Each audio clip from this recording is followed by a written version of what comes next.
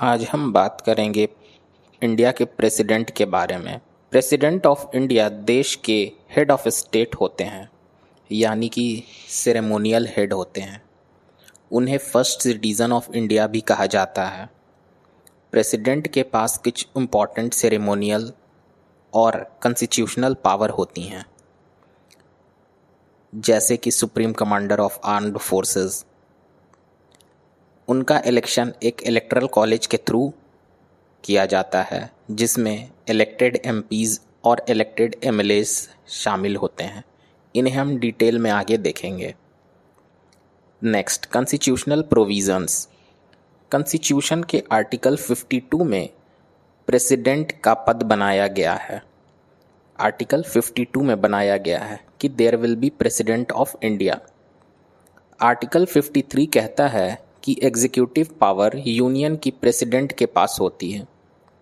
Article 53 ये कहता है एग्जीक्यूटिव पावर के बारे में। आर्टिकल 54 से लेकर 62 तक प्रेसिडेंट के इलेक्शन, एलिजिबिलिटी, टर्म और इम्पीचमेंट के बारे में बताता है। नेक्स्ट हम देखेंगे qualification for the election of president. ये इंडियन सिटीज़न होने चाहिए। बाय बर्थ होना ज़रूरी नहीं है। उनका एज मिनिमम 35 इयर्स होना चाहिए। लोकसभा के मेंबर बनने के लिए एलिजिबल होना चाहिए, एलिजिबल फॉर लोकसभा मेंबर, और साथ ही साथ कोई ऑफिस ऑफ प्रॉफिट होल्ड नहीं करते हों, यानी ऐसी पोजीशन जिससे फिनेंशियल बेनिफिट मिलता हो और कन्फ्लिक्ट ऑफ इंटरेस्ट क्रिएट हो सकता हो। ये ऑफिस ऑफ प्रॉफिट है, इसलिए कोई ऑफिस ऑफ प्रॉफिट होल्ड ना करें। नेक्स्ट हम देखेंगे electoral college for presidential election. President के इलेक्शन में इलेक्टरल कॉलेज जो होता है वो शामिल होता है। इसमें पार्लियामेंट के इलेक्टेड मेंबर्स लोकसभा और राज्यसभा दोनों के, साथ ही साथ स्टेट और यूनियन टेरिटरीज़ के लेजिस्लेटिव असेंबली के भी इलेक्टेड मेंबर्स, पार्लियामेंट के इलेक्टेड मेंबर्स और स्टेट और यूटी के लेजिस्लेटिव असेंबलीज़ के इलेक्टेड मेंबर्स।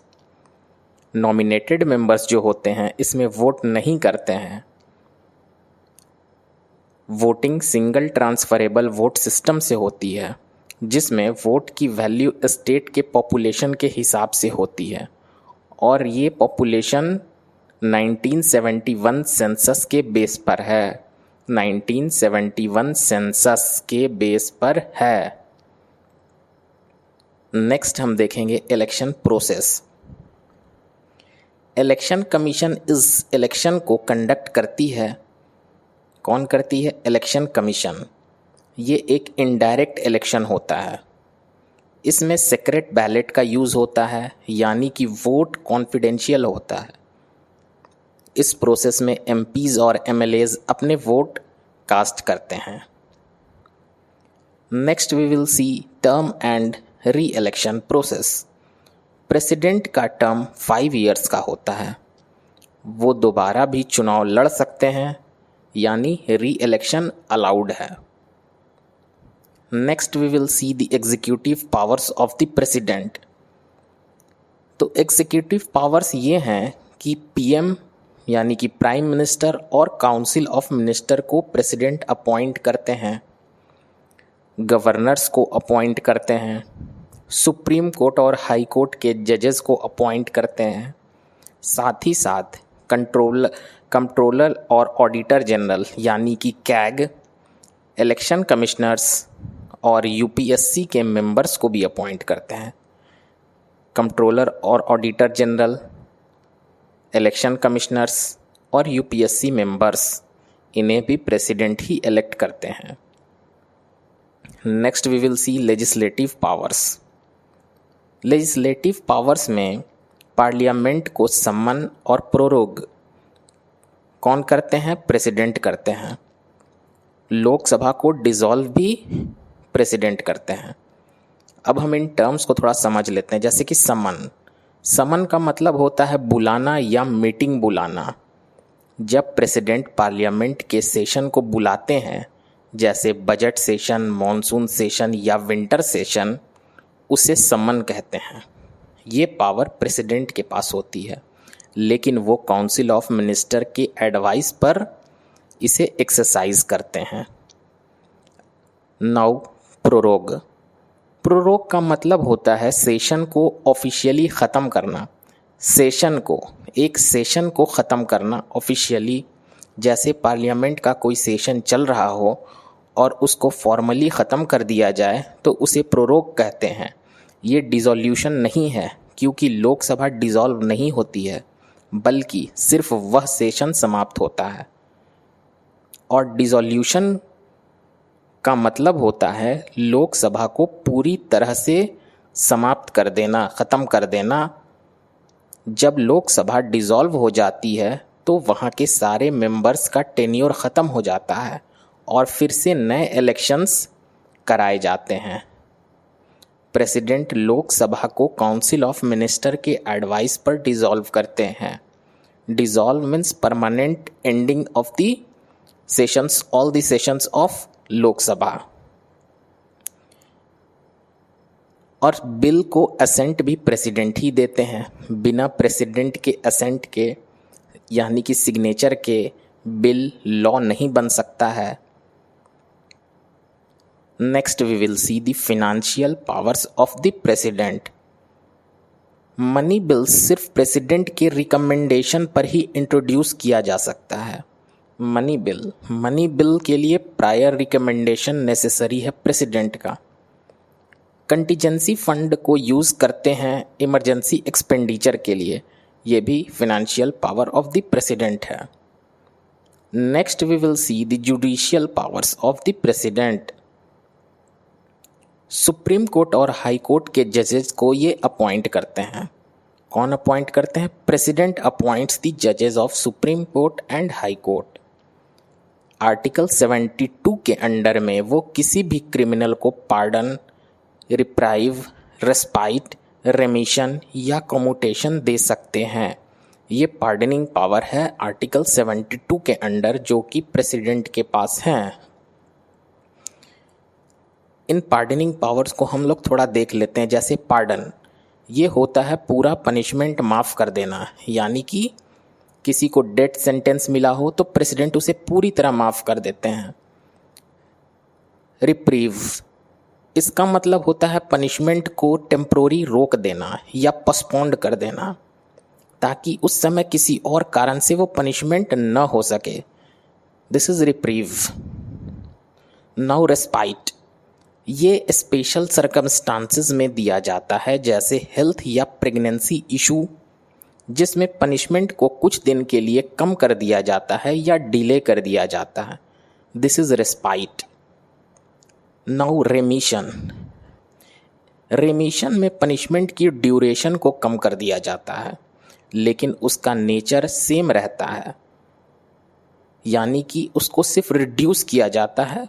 जैसे कि 10 साल की सज़ा है तो 5 साल कर दिया जाए। और कम्यूटेशन होता है, इसमें पनिशमेंट को एक प्रकार से दूसरे प्रकार में बदल दिया जाता है, यानी कि कैरेक्टर चेंज कर दिया जाता है। सेंटेंस का जो होता है वो कैरेक्टर चेंज हो जाता है। जैसे कि डेथ सेंटेंस है वो लाइफ इम्प्रिजनमेंट में कन्वर्ट हो जाता है। इसे याद करने का एक तरीका है रेमिशन और कम्यूटेशन। रेमिशन में आर आता है तो वो हो जाएगा reduce, reduction of the punishment. Remission, R for remission, R for reduction. और commutation, C for commutation and C for character change. यहाँ पे कैरेक्टर चेंज कर जाता है पनिशमेंट का। Next we will see the emergency powers.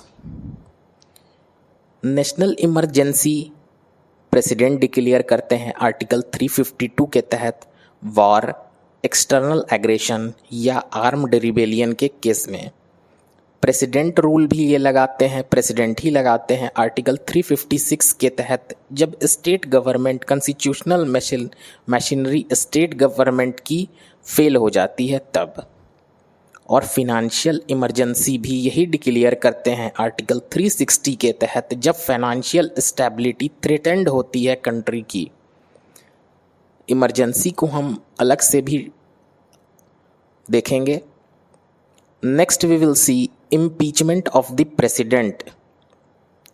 President को remove करने के लिए इम्पीचमेंट प्रोसेस होती है। अगर प्रेसिडेंट ने कॉन्स्टिट्यूशन का वायलेशन किया हो तो आर्टिकल 61 के अंडर इम्पीचमेंट हो सकता है। कौन सा आर्टिकल? आर्टिकल 61। ये प्रोसेस पार्लियामेंट के दोनों हाउसों में होता है। दोनों में इसे 2/3 मेजोरिटी से पास होना होता है, तभी इम्पीचमेंट प्रेसिडेंट का हो सकता है। Now we will see the notable presidents of India, जैसे कि doctor Rajendra Prasad, he was the first president. Doctor APJ Abdul Kalam, he was missile man. Pratibha Patil, ये फर्स्ट वुमेन प्रेसिडेंट थी, प्रतिभा पाटिल। और present president Droupadi Murmu, she is first tribal women president. Next we will see the discretionary powers of the president। जैसे कि हंग parliament के case में president prime minister को appoint करते हैं। हंग पार्लियामेंट जब हो जाता है तो इनका डिस्क्रिशनरी पावर है, यानी कि ये without the advice of council of minister he will appoint prime minister. और काउंसिल ऑफ मिनिस्टर के एडवाइस को रिकंसिडरेशन के लिए वापस भेजना, ये भी इनका डिस्क्रिशनरी पावर है। काउंसिल ऑफ मिनिस्टर के एडवाइस को रिकंसिडरेशन के लिए वापस भेज देना। Next we will see veto powers of the president. Veto powers में absolute veto, suspensive veto, pocket veto होता है। एब्सोल्यूट वीटो में बिल को कंप्लीटली रिजेक्ट कर दिया जाता है। सस्पेंसिव वीटो में नन मनी बिल को रिकंसिडरेशन के लिए पार्लियामेंट को वापस भेज दिया जाता है। और पॉकेट वीटो में बिल पर इंडेफिनिट टाइम तक एक्शन नहीं लिया जाता है, यानी कि नाम से क्लियर हो रहा है उसे पॉकेट में रख लिया गया, यानी कि उसमें कोई एक्शन नहीं लिया जा रहा है। Next we will see ordinance making power. Article 123 के अंडर, किसके अंडर? आर्टिकल 123 के अंडर प्रेसिडेंट ऑर्डिनेंस जारी कर सकते हैं जब पार्लियामेंट सेशन में नहीं होता है। और ये ऑर्डिनेंस 6 वीक तक वैलिड होता है, 6 वीक तक वैलिड होता है जब पार्लियामेंट रिकन्वीन करता है। रिकन्वीन पार्लियामेंट करेगा, उसके 6 वीक बाद तक ये ऑर्डिनेंस वैलिड होता है। Next is pardoning power. Pardoning power article 72 के अंडर आता है। इसे हम लोगों ने डिटेल में आगे देख लिया है। ये पावर मेनली जुडिशियरी के चेक के लिए दी गई है ताकि प्रेसिडेंट मर्सी दिखाते हुए पनिशमेंट को रिलैक्स कर सके। Next is diplomatic and military power. President के पास कुछ डिप्लोमेटिक और मिलिट्री पावर होते हैं, जैसे एम्बेसडर और हाई कमिश्नर्स को अपॉइंट करते हैं, फॉरेन ट्रीटीज़ और एग्रीमेंट साइन करते हैं। फॉरेन ट्रीटीज़ और एग्रीमेंट्स को प्रेसिडेंट साइन करते हैं। साथ ही साथ आर्म्ड फोर्सेस के सुप्रीम कमांडर भी प्रेसिडेंट होते हैं। ये मिलिट्री पावर है। आर्म्ड फोर्सेस के सुप्रीम कमांडर कौन होते हैं? प्रेसिडेंट होते हैं। Next we will see emergency powers. Emergency powers को हम लोगों ने पीछे देख लिया है, लेकिन एक बार रिवाइज यहाँ पे फिर से हो जाए। National emergency article 352, president rule article 356, financial emergency article 360। कौन डिक्लेयर करते हैं सारे इमरजेंसी को? प्रेसिडेंट डिक्लेयर करते हैं। Role of the president in parliament. Parliament में प्रेसिडेंट के कुछ इम्पॉर्टेंट रोल होते हैं, जैसे कि पार्लियामेंट को समन करना, प्रोरोग करना, लोकसभा को डिसॉल्व करना। सारे टर्म्स समन, प्रोरोग, डिसॉल्व हम लोगों ने देख लिया है। हर साल फर्स्ट सेशन में एड्रेस देते हैं। बिल को प्रेसिडेंट असेंट देते हैं। साथ ही साथ जॉइंट सेशन बुलाते हैं जब डेडलॉक रिजॉल्व करना हो, तो किसी बिल के लिए, किसी ऑर्डिनरी बिल के लिए डेडलॉक हो तो रिजॉल्व करने के लिए जॉइंट सेशन जो होता है उसे प्रेसिडेंट ही बुलाते हैं। रिपोर्ट्स जैसे कि CAG, finance commission, UPSC parliament में प्रेसिडेंट ही प्रेजेंट करते हैं और राज्यसभा में 12 मेंबर्स को प्रेसिडेंट नॉमिनेट करते हैं। राज्यसभा में 12 मेंबर्स को प्रेसिडेंट नॉमिनेट करते हैं। Now next we will see interaction with judiciary. President judiciary के साथ इंटरेक्ट करते हैं, जैसे कि आर्टिकल 143। कौन सा आर्टिकल? आर्टिकल 143 के अंडर सुप्रीम कोर्ट से एडवाइजरी ओपिनियन लेते हैं। प्रेसिडेंट आर्टिकल 143 से सुप्रीम कोर्ट से एडवाइजरी ओपिनियन लेते हैं। सुप्रीम कोर्ट और हाई कोर्ट के जजेस को भी प्रेसिडेंट ही अपॉइंट करते हैं। Now we will see miscellaneous powers. Miscellaneous powers में CAG, election commissioners, UPSC members को प्रेसिडेंट अपॉइंट करते हैं। यूनियन टेरिटरीज के एडमिनिस्ट्रेटर्स को भी प्रेसिडेंट अपॉइंट करते हैं। यूनियन टेरिटरीज के एडमिनिस्ट्रेटर्स को कौन अपॉइंट करते हैं? प्रेसिडेंट अपॉइंट करते हैं। साथ ही साथ वेरियस अवार्ड्स और ऑनर्स प्रेसिडेंट कन्फर करते हैं। तो फ्रेंड्स, ये था एक डिटेल्ड ओवरव्यू इंडिया के प्रेसिडेंट के बारे में।